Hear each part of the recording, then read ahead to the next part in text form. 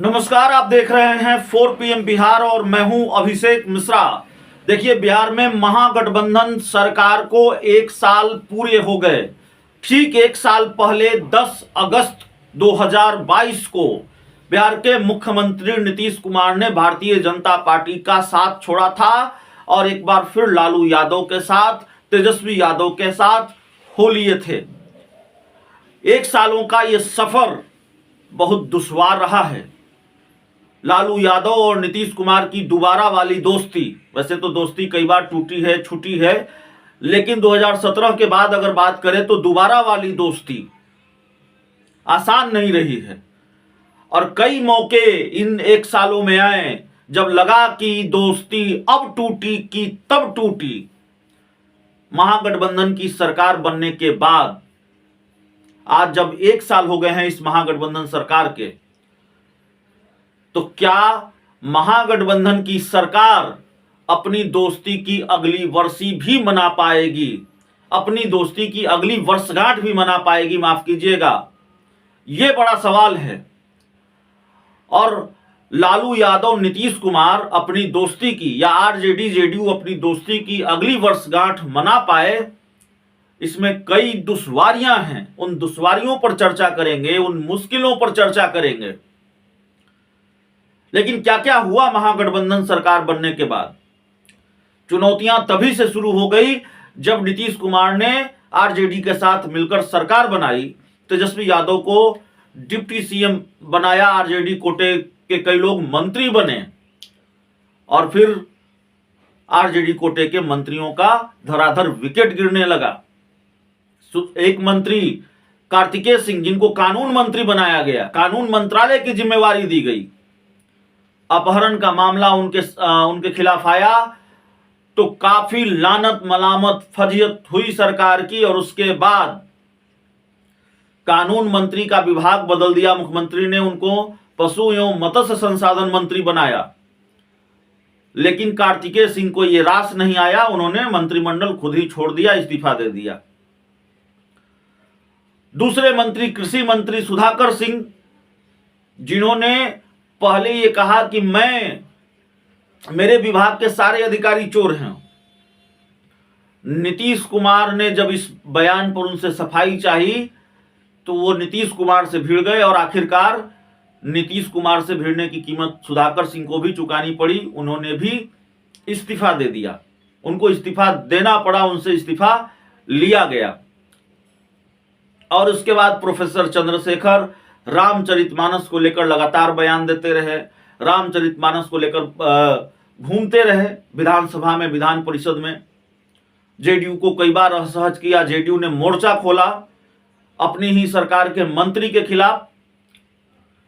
एक के बाद एक कई मामले सामने आते रहे हैं। जेडीयू और आरजेडी के बीच खूब पलटवार भी होता रहा है।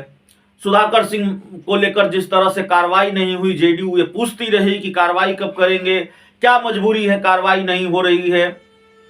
कार्रवाई नहीं हुई। अब 1 साल होने वाला है और अभी सुधाकर सिंह के बाद एक और आरजेडी के नेता हैं जो नीतीश कुमार पर लगातार हमला बोलते हैं, सुनील सिंह, जो आरजेडी के एमएलसी हैं, लालू परिवार के काफी करीबी हैं। तो बहुत खट्टा मीठा रिश्ता रहा है, बहुत मीठा रिश्ता नहीं रहा है, बहुत प्रगाढ़ रिश्ते नहीं रहे हैं आरजेडी और जेडीयू के इन 1 सालों में। अब आगे क्या चुनौतियां हैं, जाहिर है उस पर भी बात करनी पड़ेगी। देखिए, जो सबसे बड़ी चुनौती है जमीन के बदले नौकरी का मामला। इस मामले में बिहार के मौजूदा उप मुख्यमंत्री तेजस्वी यादव चार्ज सीटेड हैं और भारतीय जनता पार्टी ये सवाल उठा रही है, नीतीश कुमार के राजनीतिक विरोधी ये सवाल उठा रहे हैं कि एक चार्ज सीटेड व्यक्ति को नीतीश कुमार ने मुख्यमंत्री बना रखा, उप मुख्यमंत्री बना रखा है। और ये वही तेजस्वी यादव हैं जिनके खिलाफ जब मामला सामने आया तो नीतीश कुमार ने सफाई देने के लिए कहा, गठबंधन तक तोड़ लिया था। तो नीतीश कुमार क्या चार्ज सीटेड तेजस्वी यादव को उप मुख्यमंत्री बनाकर रख पाएंगे और अपने राजनीतिक विरोधियों का कितना प्रेशर झेल पाएंगे, यह भी देखना होगा। हालांकि जेडीयू के राष्ट्रीय अध्यक्ष ललन सिंह साफ कह चुके हैं कि यह चार्जशीट इस वजह से है कि क्योंकि भारतीय जनता पार्टी और केंद्र सरकार सरकारी एजेंसियों का, सीबीआई, ईडी का गलत इस्तेमाल करती है।